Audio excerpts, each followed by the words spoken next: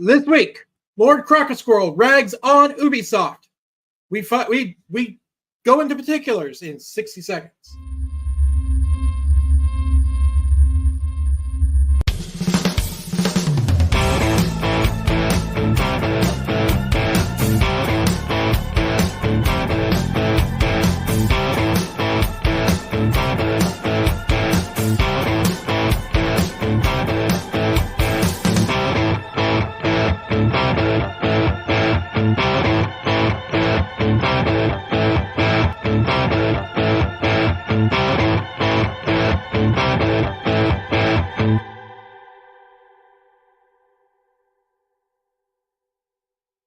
This is the W2 report with Sanji Himura. Here's Sanji.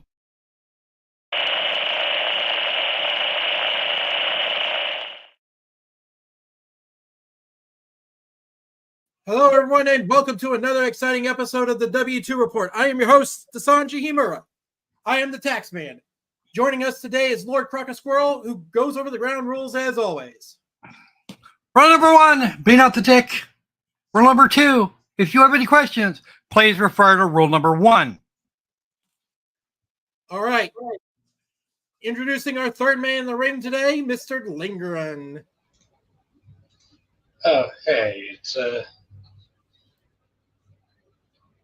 I don't know what to say. I guess we're making fun of Ubisoft. Yeah, googly crap. It'll be great. Yeah. All right. Bringing up the rear, we have Mr. Vaughn. I mean, if you think this is bad, I've heard they're coming out with a VR version of Star Wars Outlaws. It's apparently going to be hands-free. I can't imagine why that would actually be. There's nothing attractive enough to require a hand. Hey, I've heard that before. It's like you're peering out the paper bag this time. Or into the trash, depending on which one. No, seriously. Last year or so, year and a half, something like that, Ubisoft has not had a single successful project. Not one. And I gotta ask, why the hell are they still doing this? Who is it that hasn't jerked on their... I want to know who it is that invests in them, who the head of the board is, whatever the hell, doesn't grab these people by the fucking lapels, put a leash on them all and say, we're going to make something else. Unfortunately, that's for Singapore to do. I've pre-ordered not Star Wars, Assassin's Creed Shadows, so that's going to be pretty good. I don't recommend what's your definition of good? Playable. Well, it'll be interesting if I can get my hands on a copy. It'll make for a very interesting live stream. That's gonna sell it. Because our little boy Yasuke, he wasn't even alive during that time period, and they did this just to pander to a Western audience that doesn't give a flying rat's fuck. I gotta admit, seeing your Sam Kinison imitation will be interesting. Oh yes, I know. The last thing these people want is my complete and utter. You'll get there. Complete and utter rage. Oh. Complete and utter. No, it's. Try it again. Crap, whatever. They don't want my fucking attention. They just don't. Well, we're going to give you an unfiltered vote because I'm still filtering. Well, we're going to give you our undivided attention right now because you're going to bring up the lead story today. Yeah, we're gonna go. Once again, we're back up at Ubisoft land, and their investors need to get on the ball. After Star Wars Outlaws just hit the floor and kept going. Mostly because they used a really cute model, apparently, for the motion capture and shit, and for the initial 3D base model, and then they beat her to death with the ugly stick. Fuck! Why not just find some fat ass to do the modeling for? It shouldn't be that hard. I mean, I'm pretty sure they could find a way. I'm pretty sure they could hunt down and just hire Trigglypuff. Oh my goodness. Yeah. Yeah. The thing is, if they did that's just it. If they did that, we might actually get. We might actually get like we might almost get a better result. At least then we know they're taking the piss. But no, they made her head twice as wide as the original model, and I don't even know what the hell they did to her hair. Poor lady, I swear. No, they really can't. That would be too risky of a move because it would be too honest. And when you're dealing a high-level administration, you really can't be that. Well, I don't know. Personally, I think that Ubisoft would do better if run by the current vice president pair. We should hand it over to them. It would be better run if the administration was replaced by actual chimpanzees instead of chimpanzee imitators. Oh no! The chimpanzees have now officially taken issue with that. They say that makes them worse than Kamala and Joe, and they know better. I guess that's what they call monkey business. They know better than that, and they are absolutely offended that you would even suggest otherwise. Would you say they're going? Well, to send them my apologies for driving them bananas. Yeah. Nice. And yes, they are apes, the same as we are. Unfortunately, I'm not sure what the apes that are currently running Ubisoft are on. Whatever it might be, I want to know where to avoid it. Of course. Don't give it to me. I don't want it. Industrial grade copium, I believe. I don't know, but whoever's decision it was to put in a semi-legendary figure from Japan's past, a man that spent like a year at most as thought of as a samurai. No, declare a footnote to be legendary. Yeah. And He's not even semi-legendary. He just existed.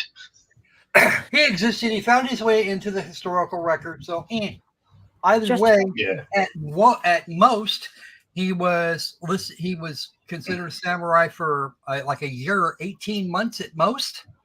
And before he wasn't even considered samurai. Well, he was for a bit.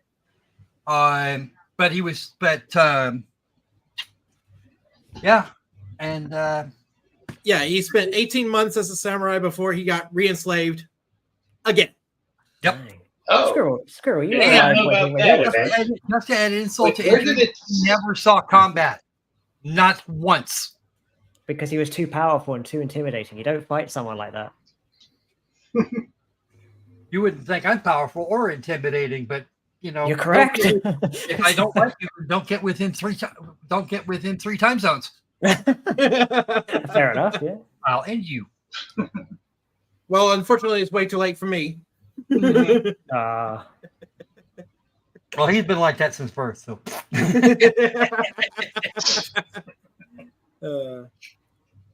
Wasn't always the case, though. Not always. There was a time before you started existing in which I couldn't be pissed off at you. If only because I didn't know you. If only because I didn't know you existed. But yeah. You just spent that time preparing to hate him. Oh yeah. Oh yeah, that would be a thing. Like if you're gonna do something, do it well.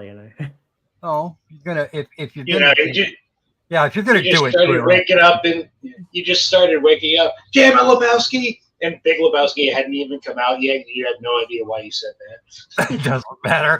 I would have figured it out eventually. But anyway, so Well, it looks like we get to fill the time in a little bit. yeah, So we can fill time. We can fill in a bit of time. Ubisoft needs to get off its ass and figure out what the players actually want, as opposed to the less than 0.5% of the world's population that gives a flying rat's fuck about an actual flying rat's fuck about DEI. That'd be a place to start. Really, let's do that. Just well, provide balance. We love apparently it. the very segueing here. Apparently, the very powerful in Europe believe in Red Thread games. I wasn't originally going to cover this story, but apparently Red Thread Games was funded by the European Union and our United States government, But not the Kazakhstanis, mind. but not the Kazakhstanis, mind you. But they Well, were it's not funded. They were Not the funded to the Kazakhstanis, tune of. I should say. They were funded to the tune of $250,000. Not terrible. So Yeah, they would have gotten Canadian funding, but Goodbye Volcano High got there first. Yeah, I know, right? all right. So here's our back end story for this weekend, for this week. Yes. Actually, I got one more thing to add here because I forgot to rag on David Cage and Quantic Dream for the less than amusing Dustborn that came out earlier this week. Yep. Well, actually, middle of last week now. But it, yeah, not only is the game absolutely fucking terrible, the developers thought it was the most brilliant thing ever, and they managed to con David Cage into being the publisher. Oh, good grief. Yeah, no, it's Insights by Insight or something. Yeah, Insights, I think it is.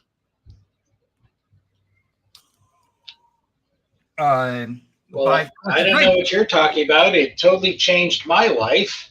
It was technically a complete disassociation binge, but hey, my life was technically changed. Yeah, it's from what I have seen and what I have heard from correspondents that have actually played it. It made them from happy, well-adjusted human beings to depressed psychotics. Oh, good grief. Oh, wow, it actually is Antifa recruitment. Yeah, it is. Yeah, right. So no, David. How about we? I've seen some of the other games that have been that have been published under your fun label there. But can we not? You do interactive movies and call them games. Can we stick to that, please? You do those well. Detroit Become Human. We're gonna rag on your game anyway, but at least that's where your comfort zone is, and that's where we need you to be. Seriously, can we do that? Let's do that. Oh, jeez. Okay, circling back to this article here. IGN and Kotaku reviews are not influencing game sales anymore. Yep, they give them a good review, and it goes blink right over the heads of everybody. Irina Rose wrote this brilliant piece of journalism.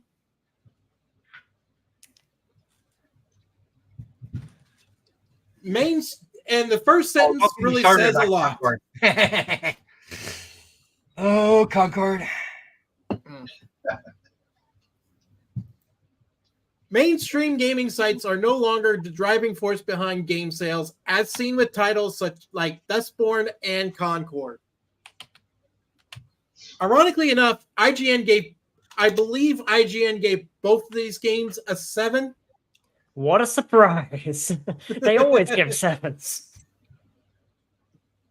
Which kind of leads me to our question of the day. Which outlet / YouTuber do you trust for game reviews? Feel free to drop your answers in the chat or in the comments section after the live stream for a chance to be answered live on air by myself and others. No way. Oh, And it's my others? gang. Now, So here it is, Sanji. Who do you go to for game reviews and shit, or information on how bad the games are likely to be? naturally, I go to the master. Oh, Yep.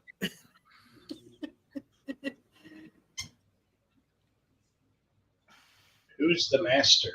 The master of minions, of course. Oh, that master. because he is in fact a minion. It says so. It says so.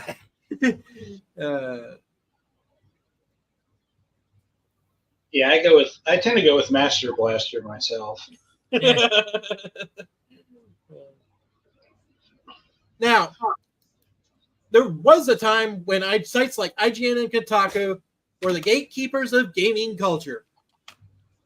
What's wrong with that sentence?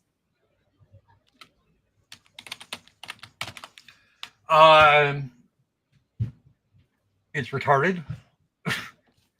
Well, you can't spell. Well, you can't spell. You can't spell ignorant without IGN anyway. Yeah, well, But they were like influential in terms of back in the day. Yeah. Back in the day when publishing opinions had an actual cost to it. yeah, well. Now it They doesn't matter. They were the trusted voices that every gamer looked up to, offering reviews that felt genuine and focused on what truly mattered: how fun a game was to play. Yup. But somewhere along the way, things changed. Dun dun dun. In the early days of video game journalism, working at places like IGN or Kotaku was the dream job for many young gamers. Who wouldn't want to get paid to play games early, write about them, and influence the industry? But as the industry matured, so did the expectation of its critics. Yes. Yeah. Here's the actual problem. Here's the one that they don't actually tell you about, and it's real simple. Nobody with a brain went to work for IGN, Kotaku, GameSpy, any of the bigger places. They went to work. They either went to work for themselves on YouTube after about 3 weeks of everybody fucking it all up and jacking up what average is from 5 to 7.5. And it got to the point where absolutely nobody had the foggiest idea what the hell these people were on about and why they were bothering. Yep. But the industry seemed to think that they were actually good for something. Can't imagine what that might have been. But something.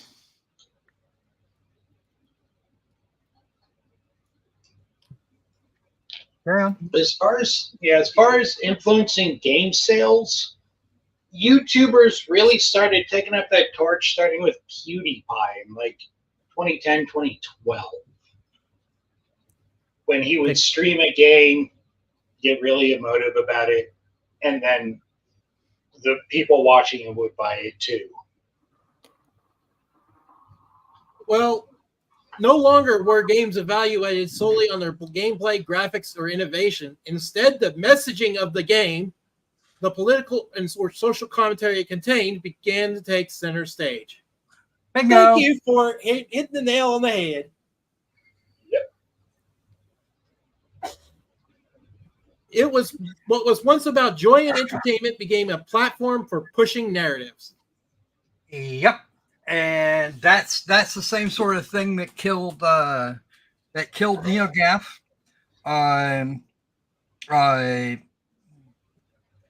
Some of and a bunch of Deadspin. Hey, that killed Deadspin dead. Deadspin was supposed to be about sports. Was it? No. No. It was almost never about sports. Okay. Vice, they tried the video game thing for a while. That ended badly. Mhm. Igan and Shitatku are actually some of the they're most of what's left of the old gaming media. Yeah. This Most change has not.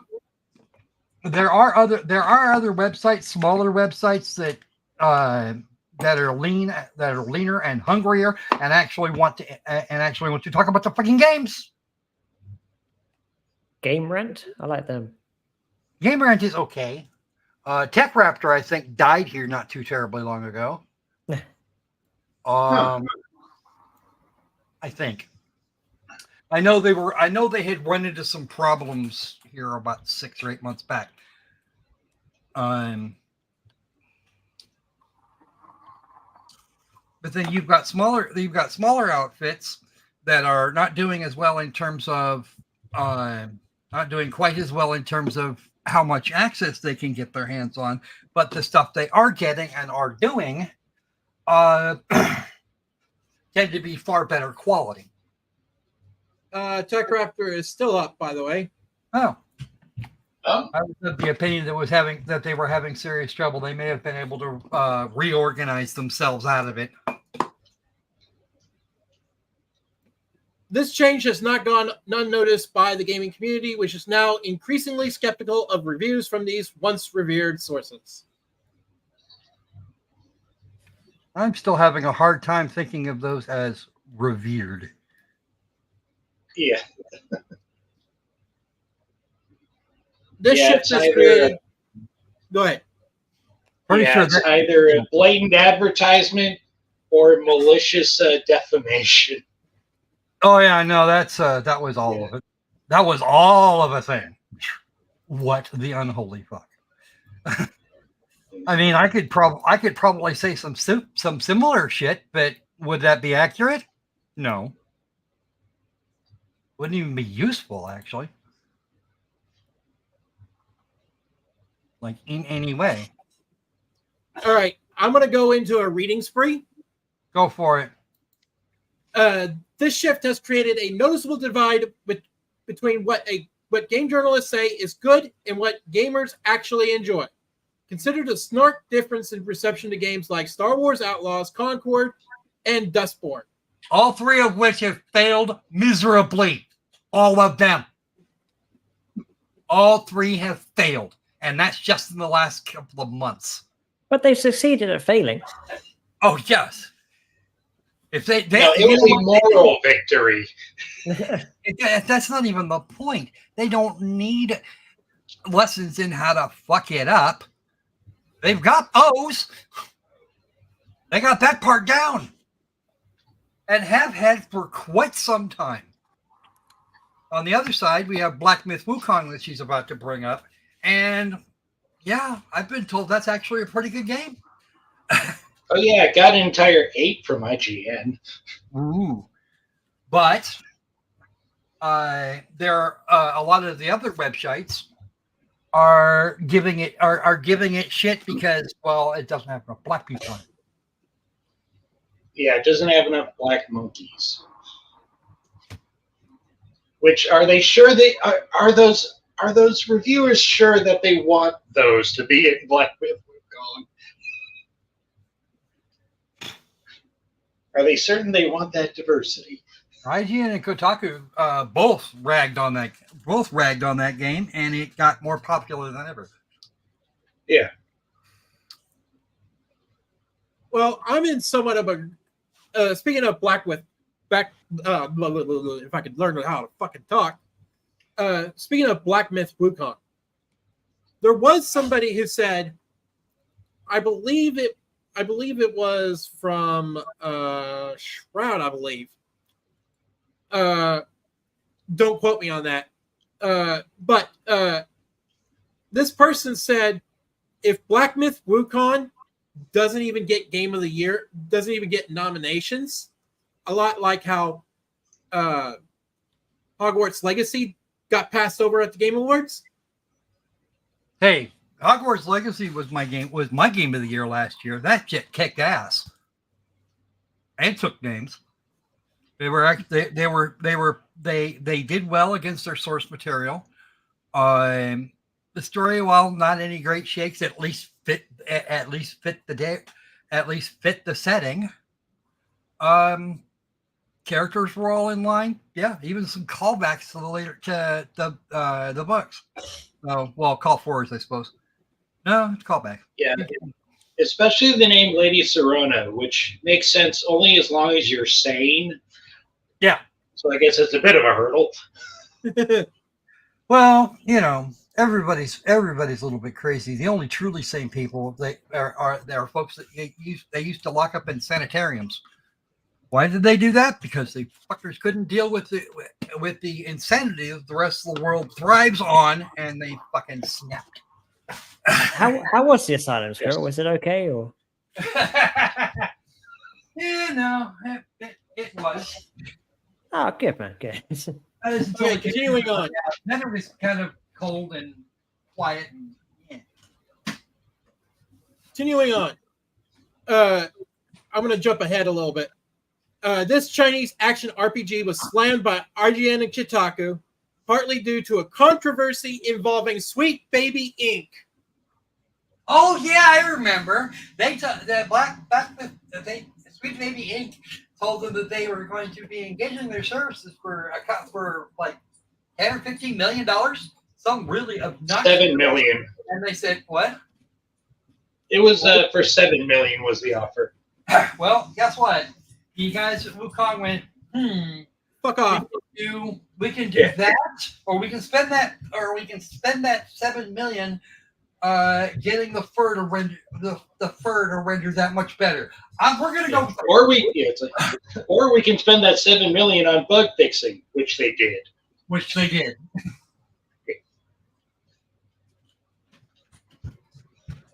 They did that. They did it. It was done. It was done well, and everybody was happy. Well, except Sweet Baby Inc.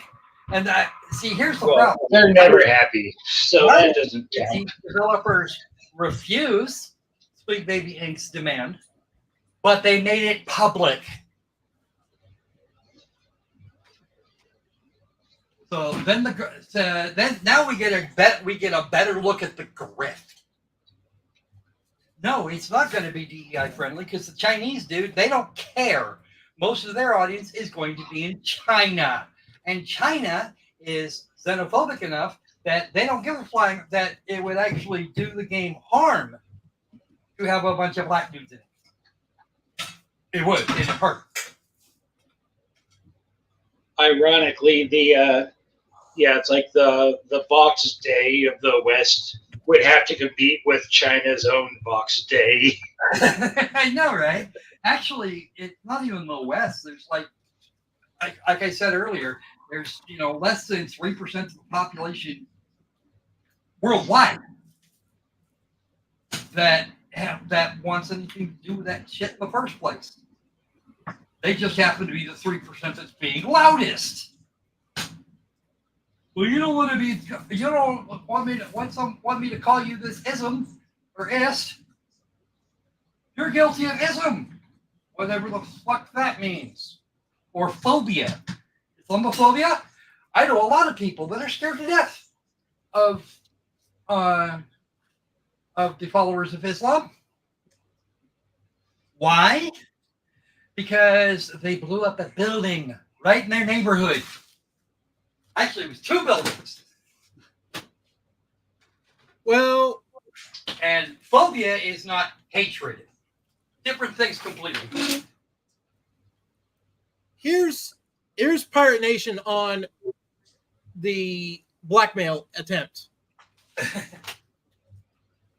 The reason why the team behind Black Myth Wukong has been subject to persistent sexist attacks and slander since their first promotional video is because they consistently refused political correctness guidance and rejected the extraordinary guidance fees of millions of dollars demanded by these political correctness teams.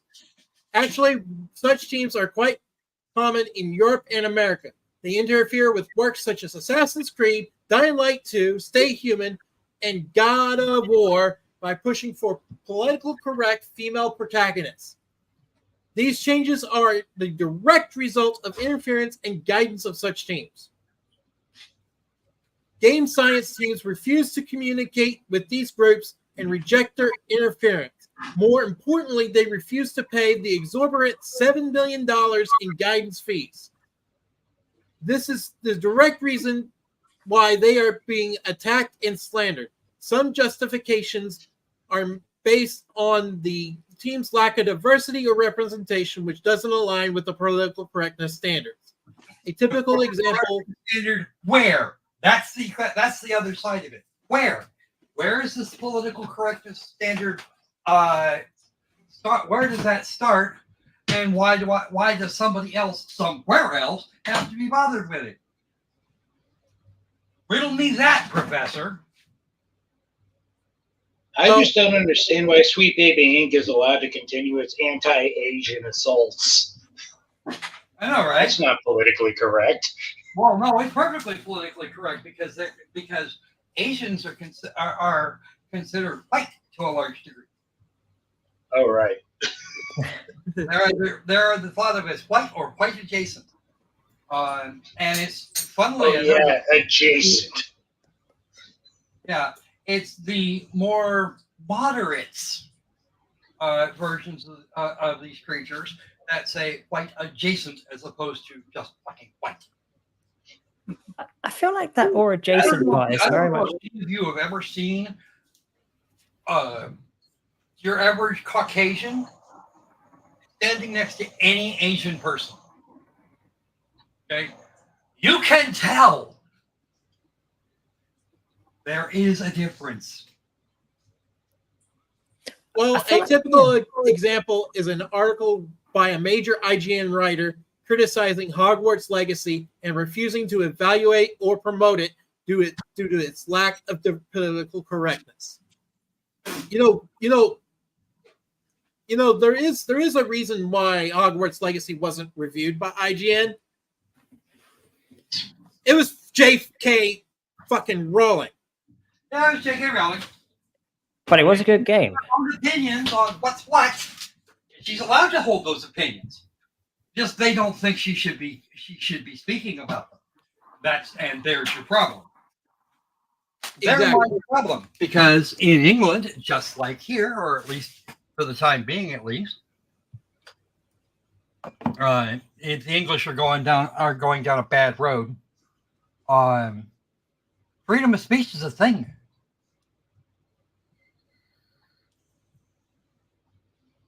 Freedom of speech is a thing.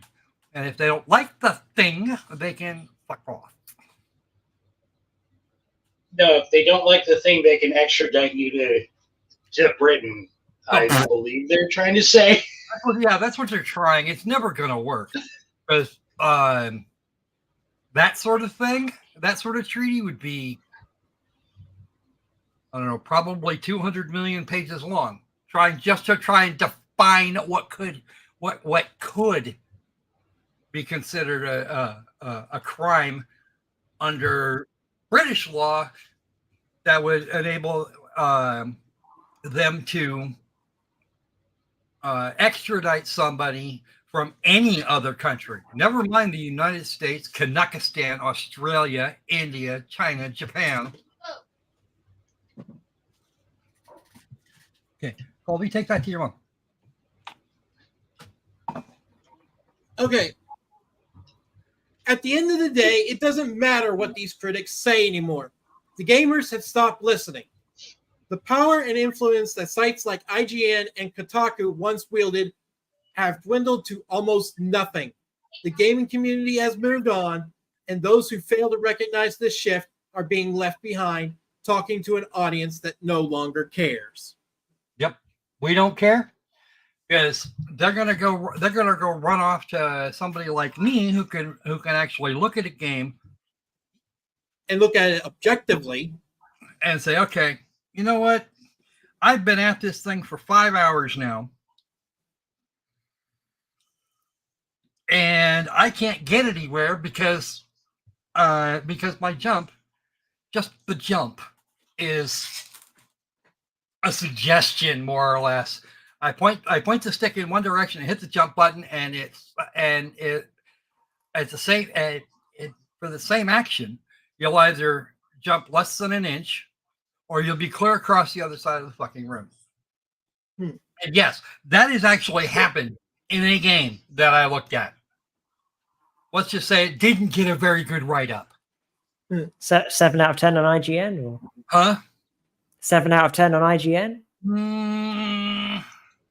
Oh no, this one was a 6.5. Even IGN didn't like it. I don't know if IGN even looked at it. It was a smaller indie game. And give the guys credit. They actually managed to put together a game, but still, you need to be able to predict where you're going to land. Okay. It was all a really ugly, sticky mess for quite some time. But if you can't predict it, it subverts your expectations. Ooh, no. Actually, that game, I believe I gave up 2. You get a 1 if it boots up. If it boots up and I can see a title screen, you get a 1. They can crash 5 seconds later and you still get a 1 because it started. What if it melts your computer? And then I need to start billing people, don't I? Yes, you do. Uh-huh. Might want to get on that there, Lebowski.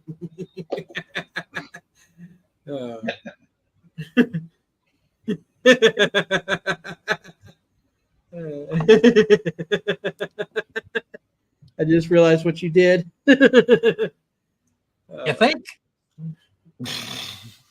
I told you. I freaking told you. Yes, you did.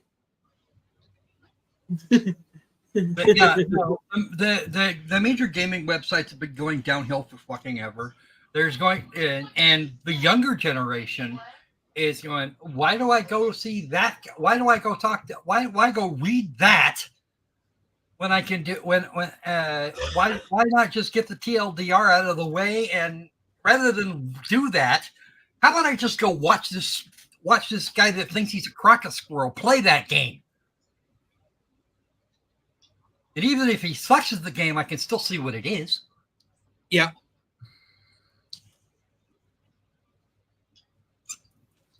So, yeah, there are people that are better at it. And I don't suggest anybody go to just one source. If you can see if you can see actual gameplay from four or five different sources, each with obviously varying skill levels, then maybe you'll get a more holistic idea of what the game is actually like. That's why long play channels actually exist. They do. Because the game could what was it? Clive Barker's Jericho was actually really fun and interesting the first half of the game. When you got to the back half, shit just bleh. It's like they got tired and ran out of money at the same time. Well, speaking of running out of money, nah, fuck you. We'll just do retarded versions of what we've already done and call that an effort. Speaking of running out of money, our sneak peek of the next W2 report, we will have our first Earth Year Quarterly of 2024. So, mind you, I don't think we actually had more. I don't think we had more than one of those last year at all. Yeah. So, if you want to see what Shane Isaac and his merry band of JPEG hodlers are up to, tune in next week. And I promise you, it will be a real popcorn earner. Hopefully enough dust will have settled by next week. Yeah, we finally settled all of our lawsuits with Shane Isaac. No. Nah, not really. There's still a bunch of people that are all pissy. Yeah, we get to look at people who are pissed off over their lack of fiat withdrawals. Oh, Yeah. So between now and the next time you see you, remember to do all the YouTubey things, and beware, the tax man cometh.